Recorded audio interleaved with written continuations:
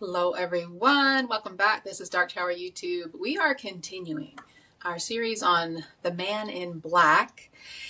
And I've been calling this AKA, also known as, because we're kind of looking at who this character is, but who else is he and who isn't he? And when does it get confusing sometimes? We've been going through the Dark Tower series, book by book. We started with looking at both gunslingers next to each other. And last time we looked at the Drawing of the Three and the Wastelands. And today that brings us to Wizard and Glass. So welcome everyone at Dark Tower YouTube. We're doing a deep psychological dive into the magic, the mystery, and the metaphysics of Stephen King's magnum opus, The Dark Tower. We're going to roll into it really quickly, but I just wanted to say hi to Ash, who is back. She's helping me with the series. How's it going? How are you feeling? Going well. I am excited to get right back into it. Me too. It is a lot to talk about. So if you've been following this series, you know what's up. I'm not going to rehash, but I do want to do a little bit of a catch up, just talking about what we have learned, kind of where we're at when we go into Wizard and Glass. What do we know about the Man in Black? And Ash, do you want to try your best to give us who is this person and who he is not based on what we've read so far? Yes, so I think it still depends a little bit on revised versus unrevised editions because this is still a little bit, we're in the middle of the series and King sort of seems at this point like he doesn't always maybe know exactly. But for the unrevised edition, we have the Man in Black is Walter and not Martin. Is like under Martin. And then also the Man in Black is Flag. We got that at the end of the Wastelands. Right. Am I missing? I think in unrevised was he referred to as Marilyn, or is Marilyn another? No. No, okay. But No. then okay, just double checking. It's been a minute. And then for revised, Walter and Martin are the same person and is also Flag. So sort of going into this, we kind of have to keep those two like tracks separate in our minds of like we're not sure yet when they converge of when King decided for sure what was going on with the revised versus unrevised. So we're sort of just keeping them as like parallel alternates right now, trying to figure it out. That's right. And what did we learn about John Farson? So we know that he is the good man in the Gunslinger, both Yes. versions, and he's kind of the leader of the opposition to the Gunslingers. And do we, at this point, do we have any reason to think that he is the same as Walter? I believe so. I believe that Martin was referred to as the good man at one point. I can't remember. I I can't really, remember. I believe What so, was but I don't know if that's in Wasteland or Wizard and Glass, or That's maybe not right. Wastelands, maybe Drawing of the Three. Um, but I believe that we we aren't sure. Isn't it in the Gunslinger where he's like, he's talking to maybe Susan or something, and it's like known in some parts as the Yeah, yeah. Martin known in that was the some last parts as the version, good right? man. Yeah. So I don't think it says Martin is Farson, but it refers to Martin as the good man, which we know Right. is another alias of Farson. So it's already very confusing, and it's just gonna get like more confusing as we keep going. That's right. That's right. And that's important to start out by saying because people who are coming to these videos are trying to figure out what the hell is going on. And we're trying to say King changed his mind. Yeah. He completely changed his mind from the beginning of the series to the end. And during the 30 years that he was writing these books, there's some things that are supporting that there's two separate people. There's some things supporting that they are the same. And then at some point, especially in this book, I think he decided, I'm going to like intentionally use language that isn't going to pin me down because I don't really know. I think I had an idea, but that idea is changing, and I'm going to just kind of let it be an amorphous figure, a shadowy, mysterious man. And I think we're going to see him leaning into that when we look at some of the excerpts today. So Definitely. Fear not if you are confused. So are we. And we're going to just point out, here's what King said, here's what the characters said, here's what the characters think, and those might all be different things. So confusion, I think, is the point here with this character. Definitely. Awesome. Okay, anything else before we jump in? I think, well, I will say, since we did get Flag at the end of the Wastelands, just to make sure that is the same flag as the Stand. We know that for a fact. So that's just another little alias and adventure of the Man in Black to keep in mind as we go forward. Good point, because we're going to get there very quickly with Wizard and Glass. So Wizard and Glass, we are beginning that story, getting off of Blaine the Mono. We're in Topeka, Kansas. We're off the path of the beam, and our quartet is kind of moving through the train station up onto the highway, and that is where we pick up our first instance of information about the Man in Black. And would you like to read our first excerpt? Sure. So this is when the quartet gets to the turnpike. And King writes, someone had spray painted over both signs marking the ramp's ascending curve. On the one reading St. Louis 215, someone had slashed "Watch for the Walkin' Dude" in black. On the one marked "Next Rest Area 10 miles," "All Hail the Crimson King" had been written in fat red letters. The scarlet was still bright enough to scream even after an entire summer. Each had been decorated with a symbol, and then it's like a drawn picture of an eye that's wide open. Yes. So there we have the Walkin' Dude, and those of us who have read The Stand are familiar with this part of the story. If you haven't read The Stand, that's okay. You don't have to read it to read this book, but you are going to encounter that character across multiple series because King really likes this guy, and this is just one of the places where he shows up. So he's kind of merging the two worlds here, which is cool.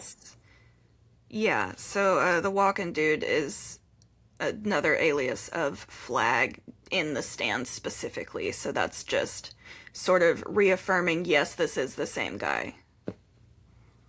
That's right. And you know what I forgot? I think we got Richard Fannin in The Wastelands. I think Flag said he also had been known as, or does that come later? I think we already got that name though, Richard Fannin. We may have. We may have gotten the RF thing in general, just like always has the RF initials. That's right.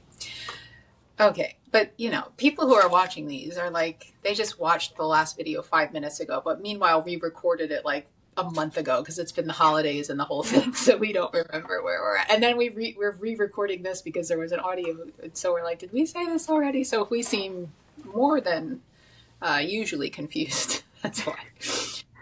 But it's okay. So we're gonna just kind of check that because that's happening at the very beginning of this book, and we're kind of taking note and putting that on the back burner. Before that happens, let's go back to emerging from Blaine the Mono. They go out of the top through some kind of super secret exit. I guess it's not super secret, but they get out of the top, and Roland is hearing the Thinny, which we don't know that at the time, but it turns out to be the Thinny. It sounds like this awful grating Hawaiian saw kind of noise, and he faints. He's thinking about the characters who are going to become the villains of Wizard and Glass. So he's just being struck by all of the memories of this place that we're going to be flashing back to in this book. And in this remembrance, he's speaking of Walter and Martin as two separate people here. And King writes, "Neither Eldred Jonas nor the crone on the hill had been of Martin's stature, nor even of Walter's, when it came to evil. But they had been evil enough." Now, this is interesting for more than one reason, but the first reason that we'll talk about is that he's referring to them as two separate people.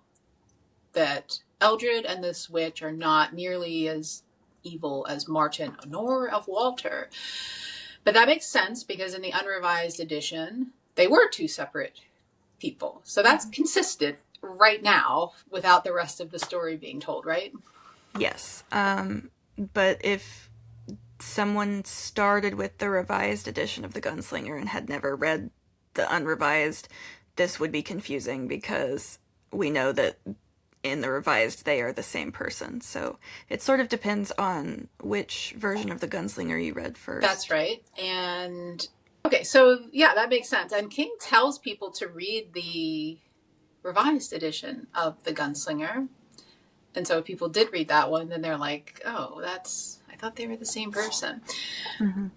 The other thing here that is kind of not related to that, but just talking about the level of evil, I think, is, I didn't really pick up on that before, but just saying like these baddies in this book, Eldred and the witch, are not as evil as the man in black. They're not even really coming close. Like, they're evil enough, they're bad enough, but like the witch in this book, Rhea, she's pretty bad. She's pretty awful. Yes. So that's a statement about the evil level that we're talking about, I think. Yes. I will say that even though King is writing this as like a sort of where we're not getting like first person but with Roland right now, these are like his thoughts more.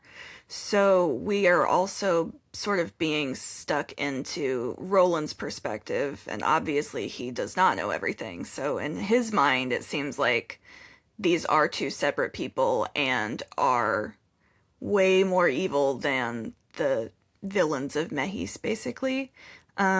Even if that is not necessarily what the reader has been shown or will be shown.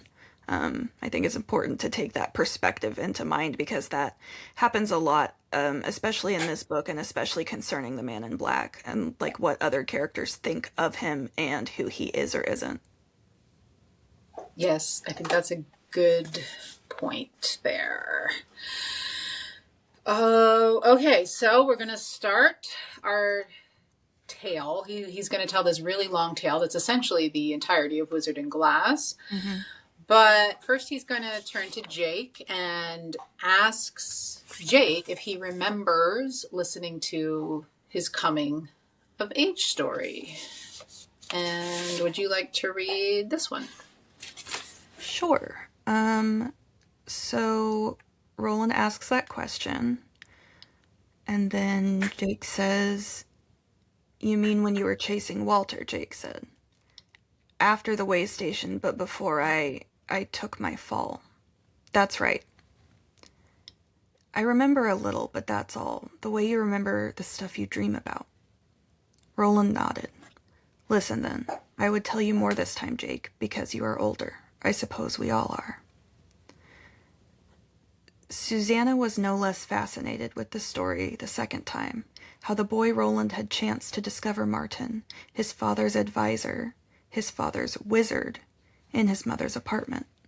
Only none of it had been by chance, of course. The boy would have passed her door with no more than a glance had Martin not opened it and invited him in. The flush on her cheek and the love bite on the side of her neck told him everything else. Thus had he been goaded by Martin into an early trial of manhood, and made the enemy of his life in Martin Broadcloak. Wow. Okay, so Martin Broadcloak, that's big because we haven't heard Yes. that before right Yeah. now, right? We have not gotten a surname for Martin before now. Yeah. And what else do we, I guess, I mean, I'm thinking about this now. Thus, he been goaded by Martin. And so this is kind of a little off track, but so in the Gunslinger, we're not sure if Martin is doing those things on purpose, like to try and get Roland to go and fight Court. But this seems to kind of confirm that. Yes. Yeah, I agree. And I do think, again, that, like, in The Gunslinger, we are only seeing it through Roland's perspective as a boy and what he sort of, like, grew up thinking or telling himself. And now we are, I think, through the other characters' understanding of the story, we're getting King's belief that it was for sure, like, on purpose. I think that he sort of uses Susanna's thoughts about the story to tell us that. Yeah, and that brings up this question about did he want Roland to fail? Like, was he doing that so that Roland would fail and he could get rid of him? Or was there something else going on there where he, like we talked about this at some point, his motivations, I think in an earlier episode of The Man in Black, where it's like, does he want Roland to succeed because he's trapped in the loop as well? And if Roland succeeds somehow, then they can all be free of this loop. And Yeah. maybe the Man in Black is like, come on, like just go fight Court and become a gunslinger so that you can do the things to get us out of here. So that's an interesting question that kind of pops up there too, I think. Yeah, I agree. I do think that, like, especially with the Man in Black, I mean, his motivations are so hidden, and he also is just so chaotic that you can't really tell. Like, even if he is for sure goading him into this trial, we don't know what his actual reason or what his expectation was. Like, we don't know. Yeah. Yeah. So we're just learning things.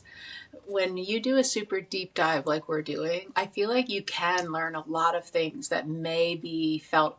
I mean, they're still mysterious, but they feel a little less mysterious when we really look at the craftsmanship of King here and just say, Yeah. what is he telling us when he's revealing these things? And it's more than meets the eye a lot of the time, or at least leads to more questions that can be sometimes frustrating or sometimes giving us interesting theories and sometimes giving us real answers about what happened before or what's coming. Okay, anything else in that we need to talk about? Well, it seems like Walter and Martin are seen as two separate people by the characters, by our quartet, so that is important. Again, depending on which version the reader has read of The Gunslinger, that may or may not be more confusing, but I do think that it is important that regardless of which version you read, it seems like these characters believe that he is two separate people. That's right. All right, so moving on, we're going to move to the scene where this is right after, chronologically, right after Roland beats Court. That night, he goes to the whorehouse and sleeps with a woman for the first time. And in Wizard and Glass, we pick up that story with his dad coming in the very next morning. Mm-hmm. And this is Roland's father talking to Roland in that moment. And King writes, "You allowed yourself to be driven by one far slyer than you will ever be in your life. It's only by the grace of the gods and the working of Ka that you have not been sent west. One more true gunslinger out of Martin's road, out of John Farson's road, and out of the road which leads to the creature that rules them. He stood and held out his arms. If I had lost you, Roland, I should have died. A couple of things in there that we find. So what do you find most striking or confusing or vague? So obviously there's the out of Martin's road, out of John Farson's road, and you can read that one of two ways, I think. You can either read it as Martin and John Farson are two separate people but working on the same goals, or he is referring to Martin as John Farson and like connecting them as the same person. So it's sort of open to interpretation there. Yeah. Yeah, I think it is, because the first time you read it, you just say, oh, obviously it's two different people there. Mm-hmm. But then when you look at it again, you go, well, it actually could be read as the same person, just he's using a different name for Martin because he knows something that we don't, that we haven't been told explicitly. So that's kind of fun. Yeah, I will say with gunslingers, but especially with Roland and his father, they are characters that keep their cards very close to their chest. They do not really seek counsel a lot of the time, and no matter what they know, you don't ever really know everything that they know because they are just like, they don't talk about it. They were trained not to talk about things, so we see that later in this book, especially with his father. Like, he does know a lot more that he's just not telling people, and that could be what this is. Yep. The other thing that strikes me is him telling Roland, you allowed yourself to be driven off by one far slyer than you will ever be in your life. Damn, like that's kind of harsh to say. Like, he's so much smarter than you. It tells us a couple of things. I think it tells us, like, Roland had just kind of said, these guys are up here. Like, the baddies that we're going to meet in this story are nothing compared to the Man in Black. And Stephen is kind of echoing that sentiment here by saying he's far slyer than you'll ever be. Mm-hmm. Is he right about that, though? Yeah, it's hard because I think that we're told over the course of the series multiple times, starting with the first book, Roland is not imaginative. He just has no imagination and does not consider that type of thought like worth having even. But we also see that he is very inventive, especially when it comes to strategy and fighting. So I feel like it's two different types of intelligence. And I think that may be what Stephen is referring to. Stephen, the father, not King. Yes. Although that's not a coincidence either. Right. And I think I talk about that way back in the Gunslinger. Like, that was last year at this point. So I'm moving a little more slowly with this series than I'd like to, but that's okay because I'm really getting in there. Mm-hmm. Something else I just thought of was the idea of ultimately, and I didn't say at the beginning of this video that there's spoilers, but y'all get, you know that by now, I hope. You're not just picking this up in the middle. But spoiler for the whole series and for Stephen King's universe at large is this idea that evil defeats itself.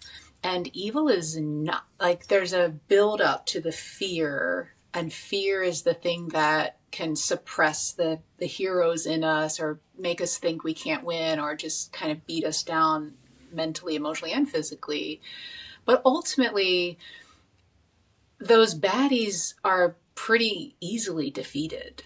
And Walter is no exception when we get to the end of the series here. And we're not going to go too Mhm. much into that, but just to say, like, he's really not the Right. big baddie that these two men, these two gunslingers, are making him out to be ultimately. So I Yeah. think that's interesting to think about Hmm. as well.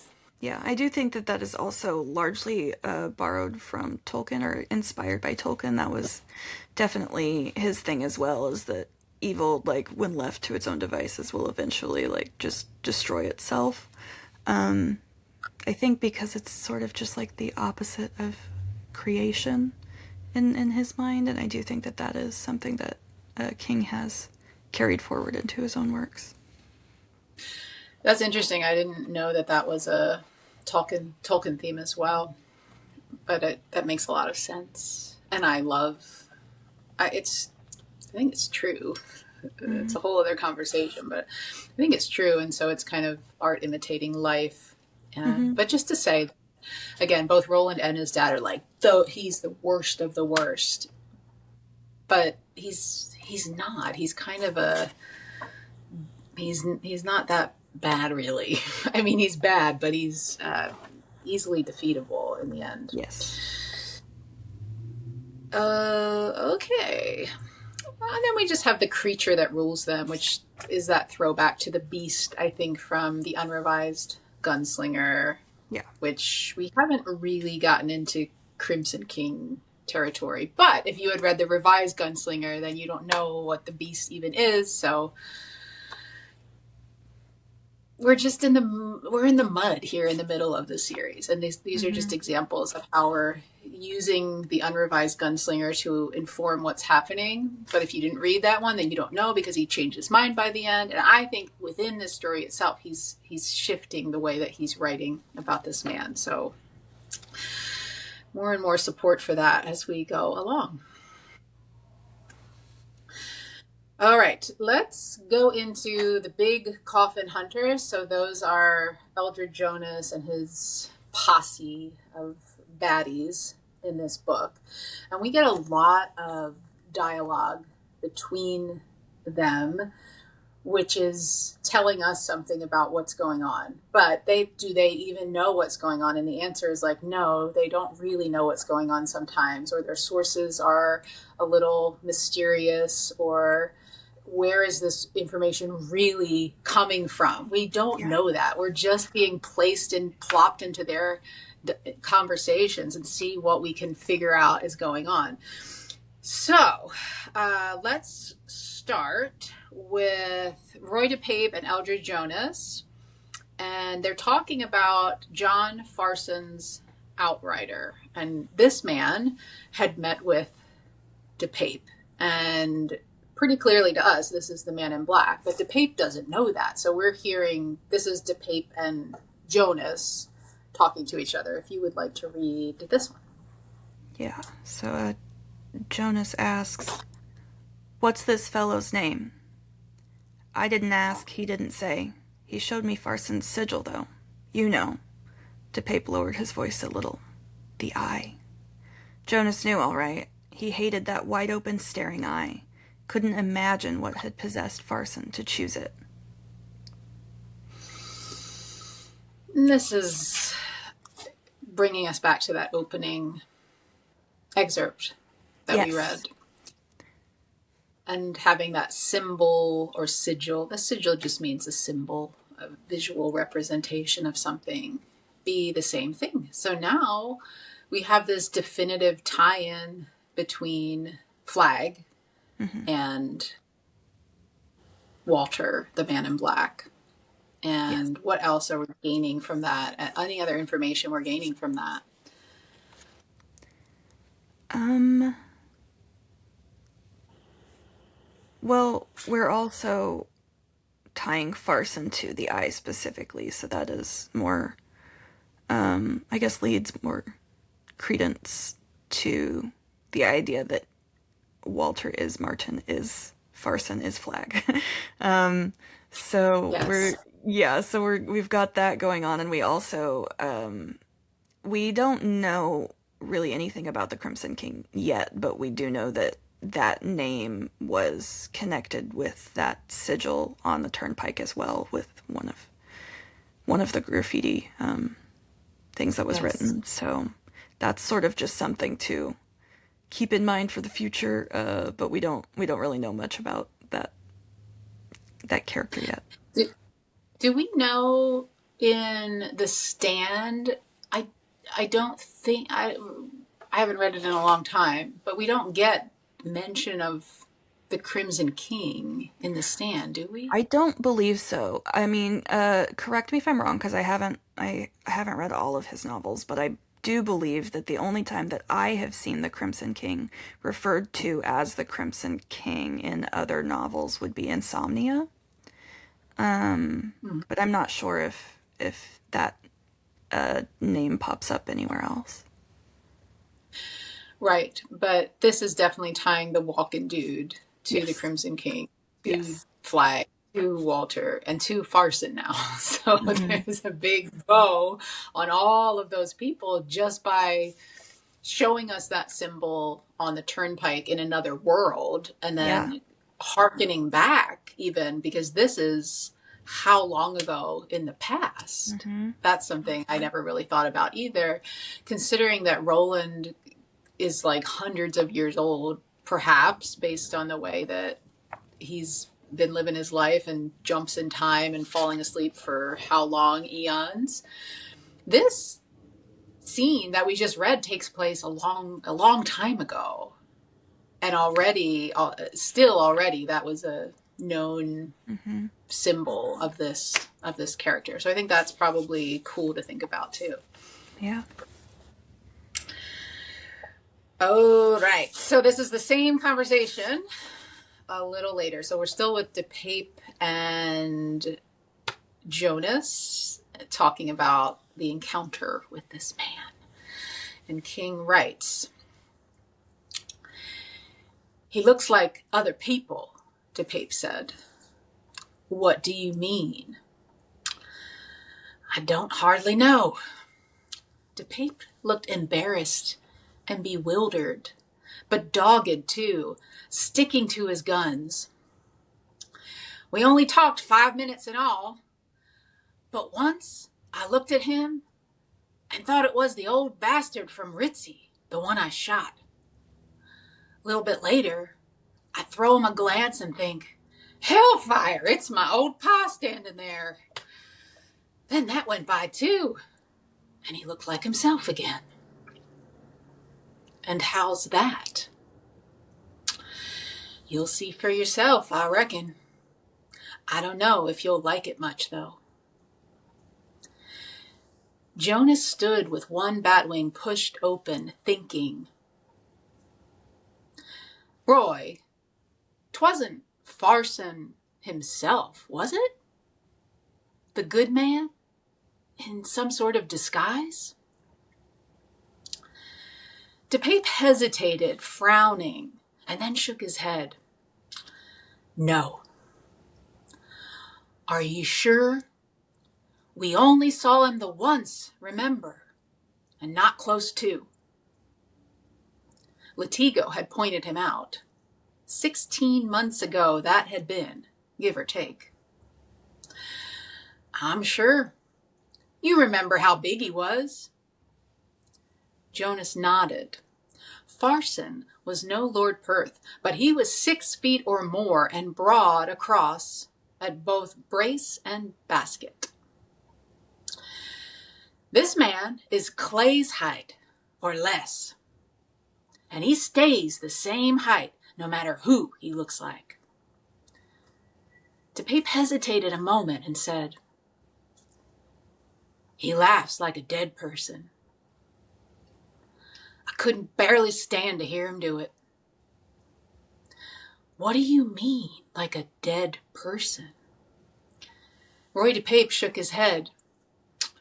"Can't rightly say." Okay, first of all, I love Roy DePape's character. I think they're so like I love this book, and it's like just the dialogue that King writes and like the mood that he sets us in. It's just so it's so good. It is And in this little bit, we learn a lot of things that a I think we can lot. pull Yeah. out. So let's start. So what's the first thing that you want to pull out here? Um, well, okay, so obviously the man that we are assuming as the reader is the man in black is a shapeshifter who is very clearly able to switch between, I guess, disguises or glamours very, very quickly, very effortlessly.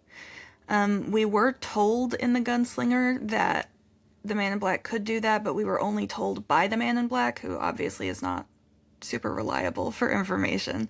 But this is like King showing, like, yes, that is a thing, and also it's not just that it's a thing, it is very easy for him to do and takes really no concentration or effort. So I think that that is a very, very big thing that we are told because now we know that he can look like really anyone he wants to and can do that to different people. Yes. It seems like there's a limitation here that he can look like whomever he wants, but he's always the same height. So we're told that, Yes. right? And that feels like definitely the weakness maybe in Mm-hmm. the trick, perhaps. Definitely. Yeah. And the other thing is, and we're going to see this in a minute, so maybe I'll hold my finger on that one because there's enough to talk about in this one. Mm-hmm. Okay, so that effortless shape shifting is happening. And Jonas is kind of like, huh, like, are you sure it wasn't him that he's in disguise? So that feels like, why would he even think that unless Right. something else were going on here, right? I do agree, and I think that that can be seen as either John Farson is known to have magic himself, or someone very close to him is known to have strong magic. So that could be referring to Martin and or Walter, depending on, you know, which version you read. Or that could be referring to Farson himself. I mean, we do know that he at least has enough magic to use the grapefruit, so he's not like fully innate that way, I guess, Farson. But we aren't sure if this is Jonas saying that Farson has that magic or that someone close to him does. But either way, we know that that is something that Farson's group has in their pocket, basically. Mm-hmm. And King wouldn't have just put that in there unless he were trying to tell us something Mm-hmm. about this man, because otherwise, like, it doesn't matter because it wasn't him in disguise. But he's throwing that idea out there for us, the reader, Yes. and we got it. We picked it up. The other thing we learn is that they don't even know who this is or what he really looks like. They saw him far away a year and a half ago once. And I think that's the only glimpse we get of John Farson in the whole series, right? Yeah. Uh, to my recollection, yes. All we get is that he was a guy standing far away. Latigo pointed him out, and he was tall.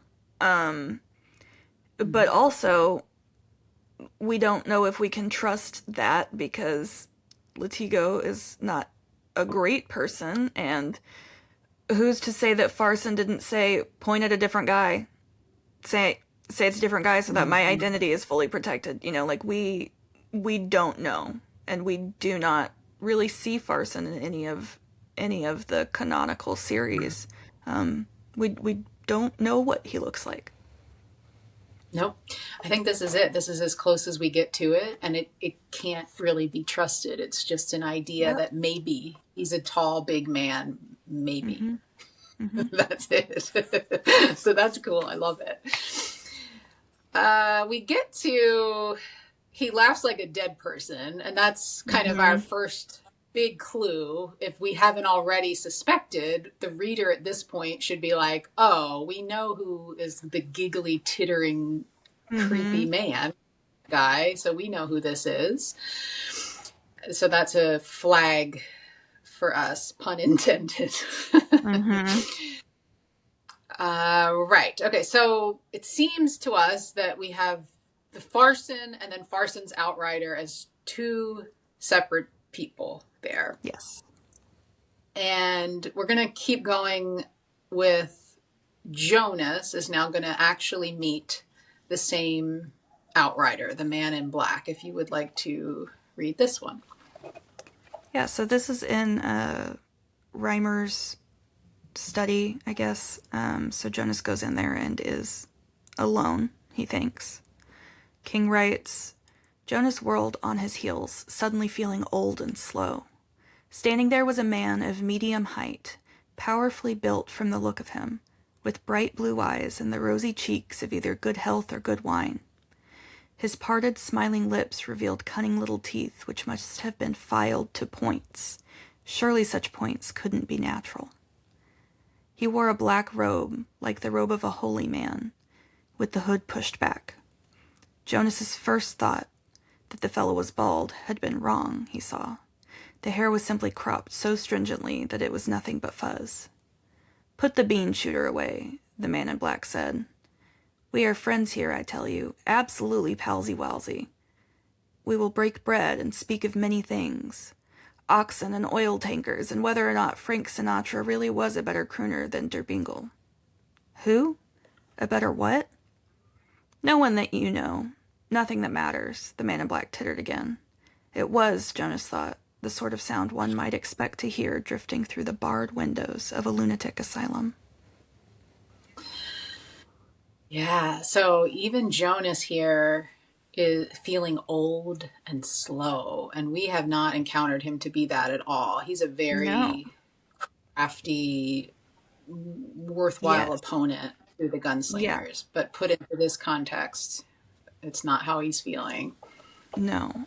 Um, it is very interesting because we do, for the most part, see Jonas have full control most of the time of kind of any situation that he's in.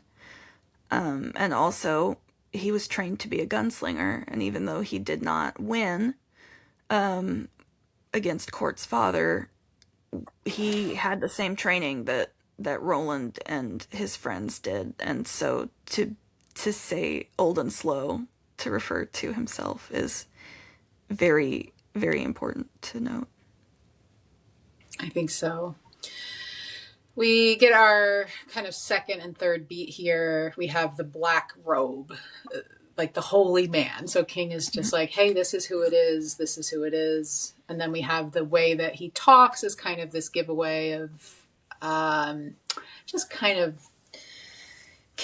very casual, a little playful. Mm-hmm. He's not. He likes to be talking about things that nobody else knows about. He wants to like Yes. have the one up on people when we see him making references to other worlds, like he did Mm-hmm. back with Allie in The Gunslinger. Mm-hmm. So, and then we get that tittering, specific use of the word titter. So, Mm-hmm. again, just beating us over the head with we know who this is. Yes. And actually identifying him as the man in black Mm-hmm. tittered again. So very, very clearly, we know what's going on here, even though Jonas does not. Yes. Okay, can it continue with this scene, jumping ahead a little bit here? So it's still Jonas and the man in black. And King writes, Jonas stepped a little farther into the room, glancing into a gilt-framed mirror on the far side to check behind him without turning his head. No one there either. A little later, he turned, looked into the mirror again. This time he saw the man in black standing there and smiling at him, big as life. Gods, had he been there all along? Yes, but you couldn't see him until he was ready to be seen. I don't know if he's a wizard, but he's a glamour man, all right. Mayhap even Farson's sorcerer. All right, so pulling out there, what are we getting? This invisibility, or at least dim. Yeah. We get the name Walter O'Dim later, Yes. and he can make himself not visible or not easily seen. So that's another trick of his. Anything else you want to pull out of that one? I think, like you said, a glamour man is important because that is like a specific trick that he can do that is not only the invisibility versus visibility, but just shape shifting and things like that. And mayhap even Farson's sorcerer. Seems like Jonas agrees with DePape's assumption that this is not Farson himself.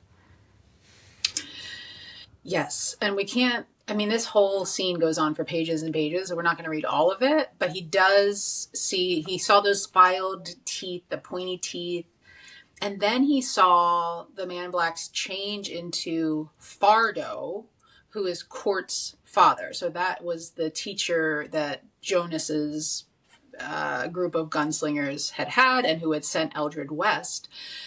And so the point that I was going to bring up earlier was the idea of the man in black appearing to whomever he's with as a very triggering or traumatic individual in their life. So he had DePape seeing the man that he had murdered kind of come back to life, staring him in the face. And then it was his father. I can't imagine that he had a great relationship with his dad based on where he is in life right now.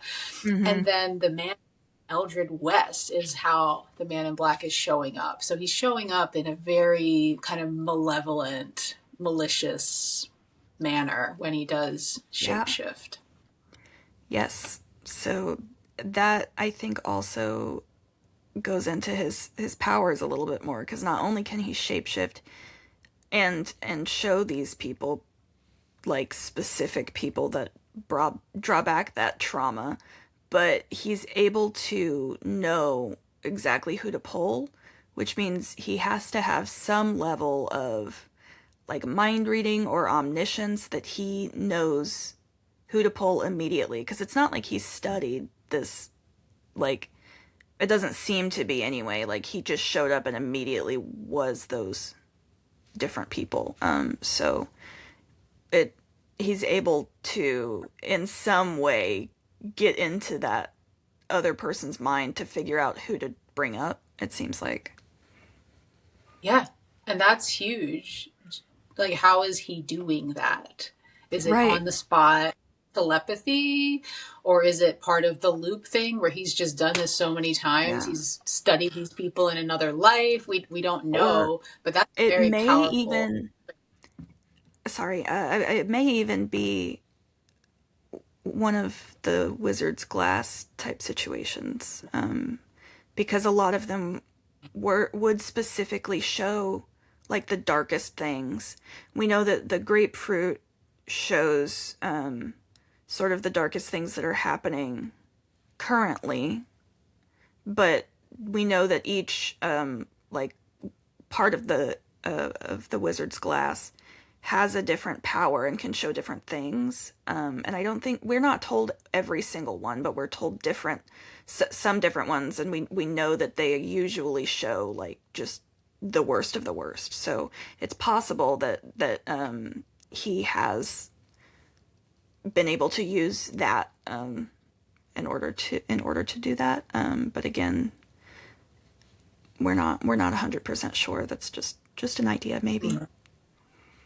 Yeah, that's a great theory though, that he does have access to the glass, and so he's using it, or Farson does and telling him, or something to do with with the grapefruit. Makes a lot of sense. All right.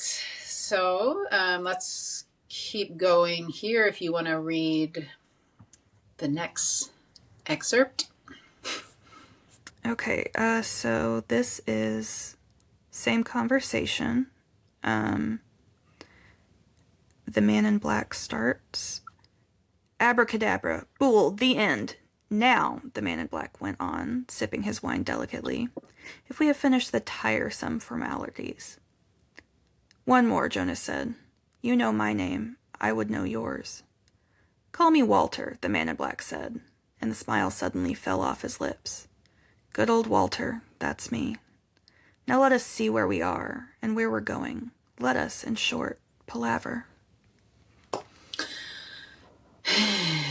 Man, the couple things here, but call me Walter, and the smile suddenly fell off his lips. Good old Walter, that's me. Why why?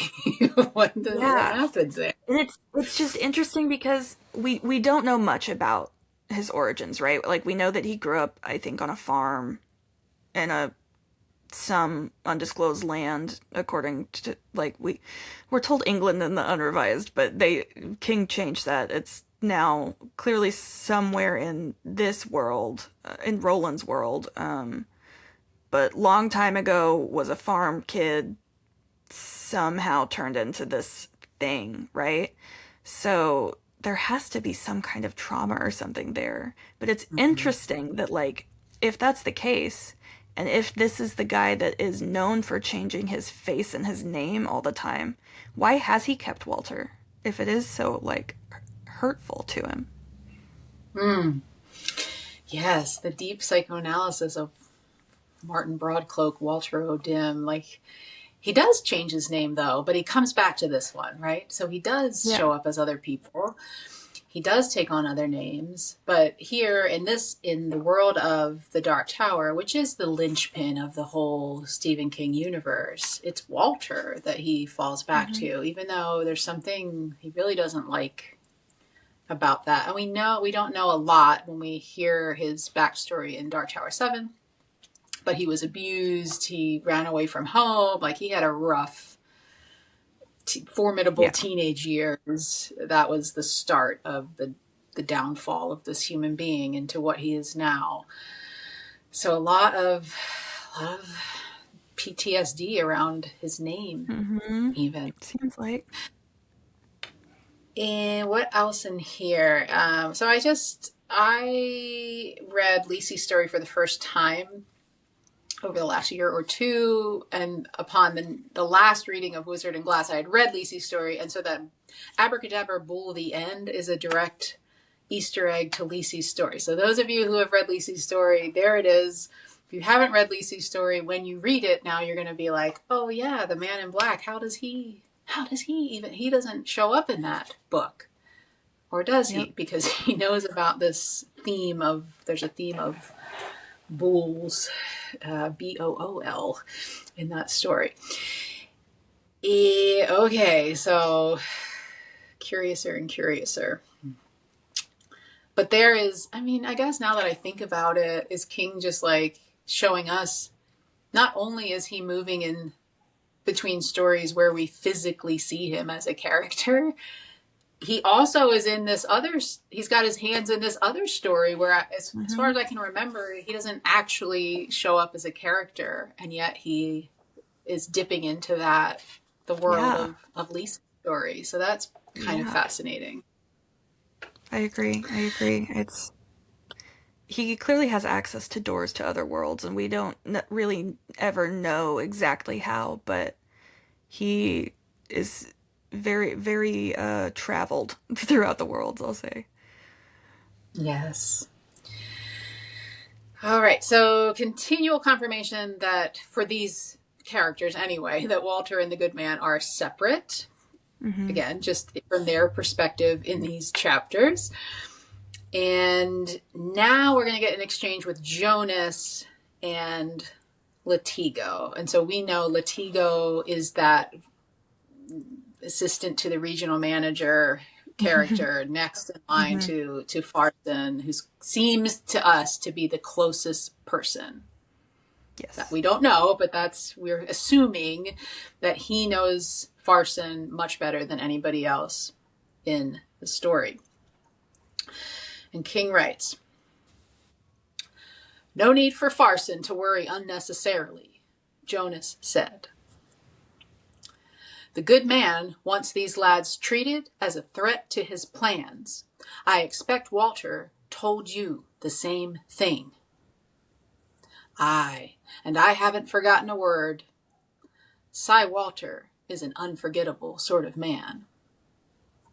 "Yes," Latigo agreed. "He's the good man's underliner. The chief reason he came to you was to underline these boys."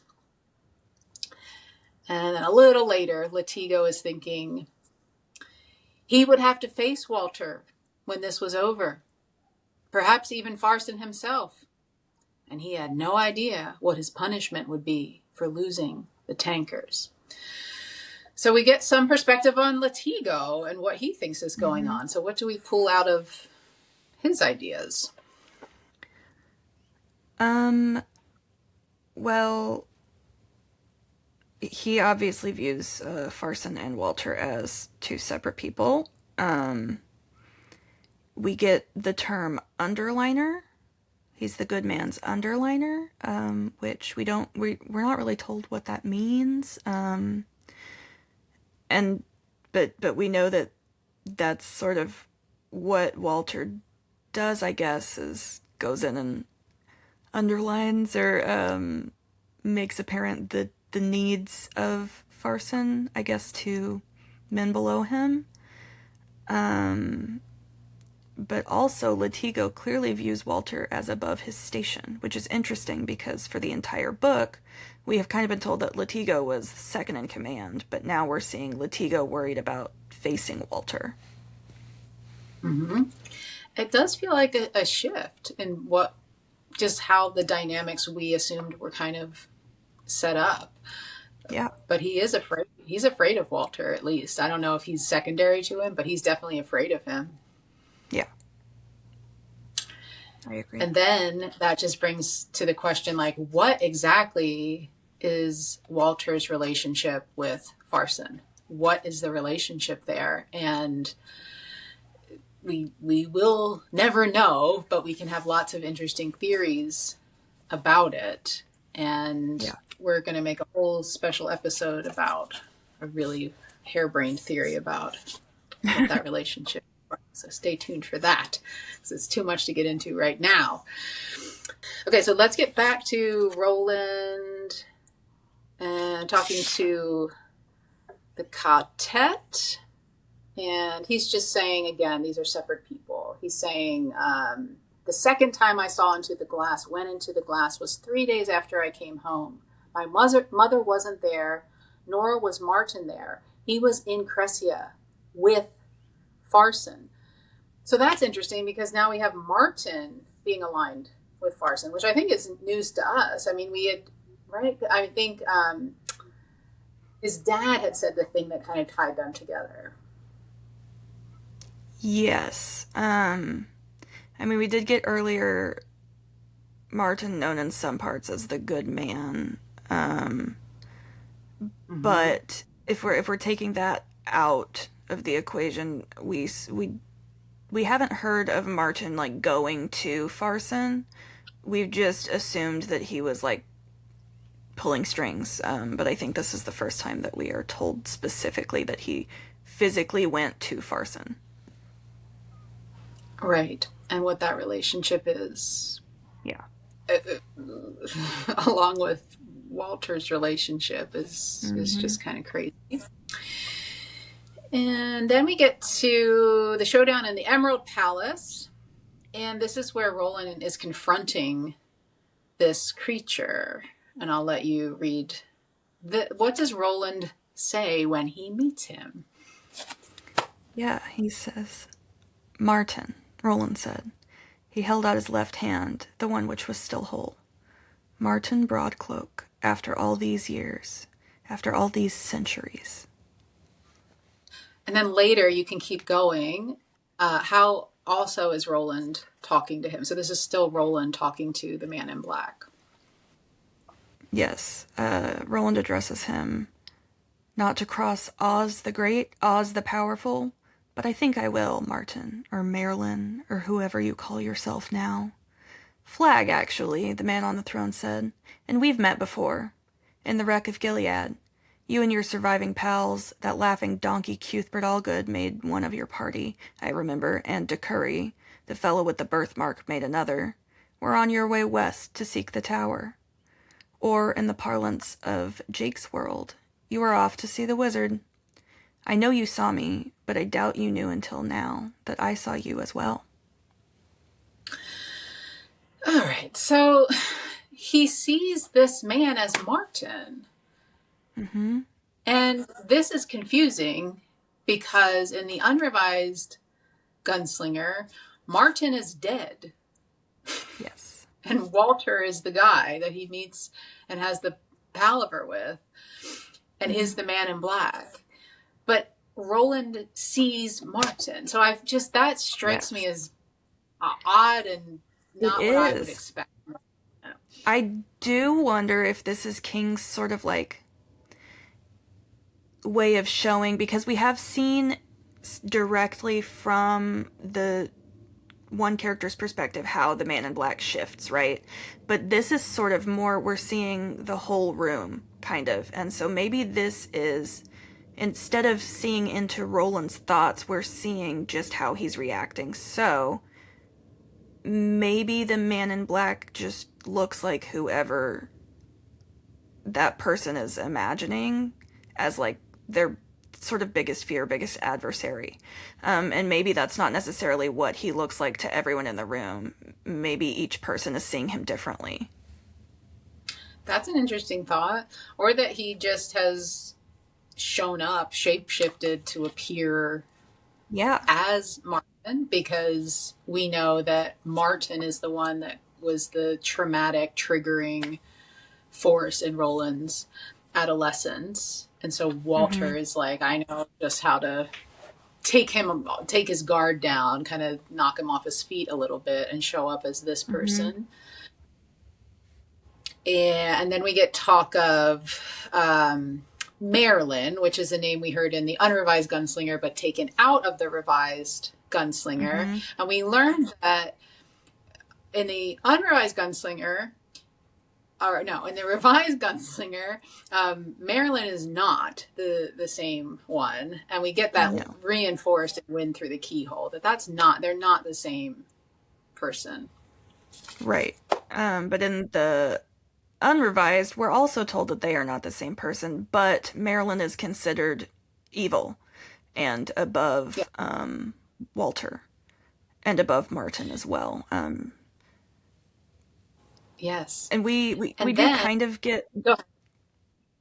I was just going to say, we do kind of get reference to Merlin being potentially a bad wizard, just because the wizard's rainbow is also called Merlin's rainbow, so that's like literally the only other instance of that name being used so far, I believe. Yes.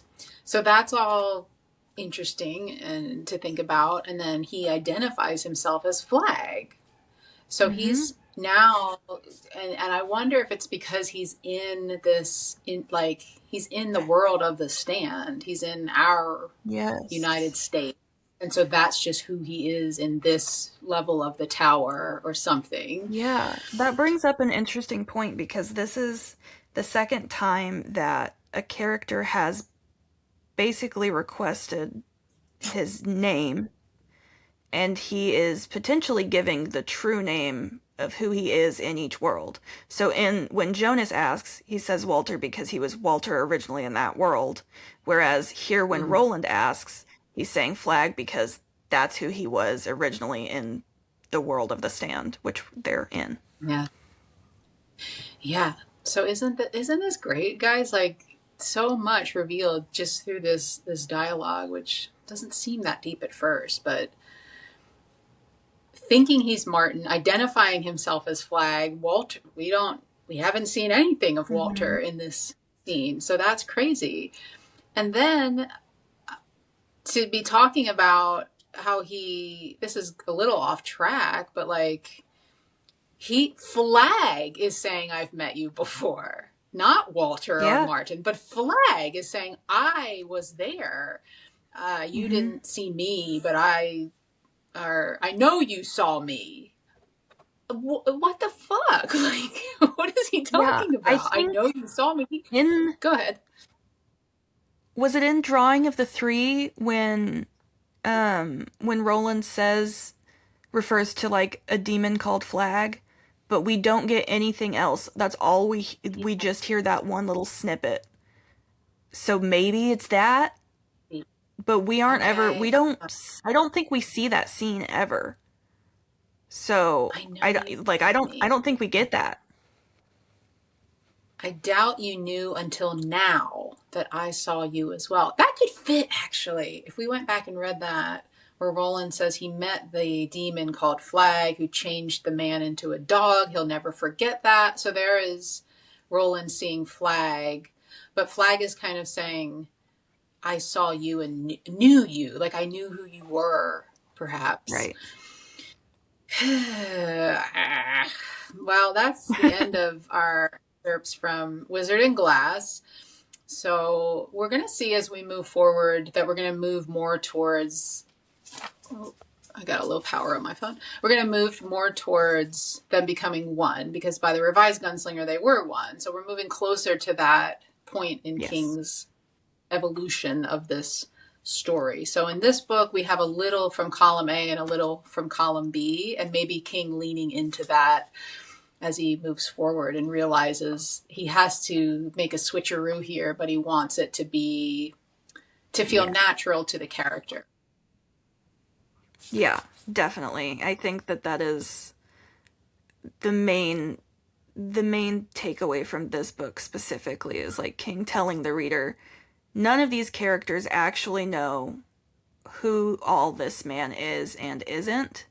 And so it's sort of up to the reader to try to parse through all of these different viewpoints and relationships what actually is going on with this man in black character. It's so fun. It is It very like is. Flag is very playful and jokey and like this in joke kind of thing. And it's like that's what King is doing with the writing, I think, to kind of even Mm-hmm. reflect that character trait. The writing is kind of like playful and jokey and like we're in on it, but not Yeah. really. Do we learn something there? We're not sure. Aha, now we have it, but did Yeah. we? So I love it. It's so Yeah. fun. Definitely. All right, guys, that is it for this episode. Stay tuned. We still have 3 more books to cover. And I don't know how many episodes that will take, but we will keep going until we make it to the end. Oh, we have 4 books to cover, Michelle, not 3. But who's counting? Oh yeah, Wind Thanks of the for Keel. Yeah. sticking with us. The other Wind Through the Keel. That's another one where Walter definitely, the man in black, definitely shows up as another, the Covenant man, and who maybe Mm-hmm. has the initials RF. Not sure. I'll have to check that on the reread, but we'll let you know because that's what we do here. So thanks everybody if you're still listening. Thank you so much. You are definitely our people having a good time, really figuring out what is happening, and we hope to see you again real soon. Until we meet again, may you have long days and pleasant nights.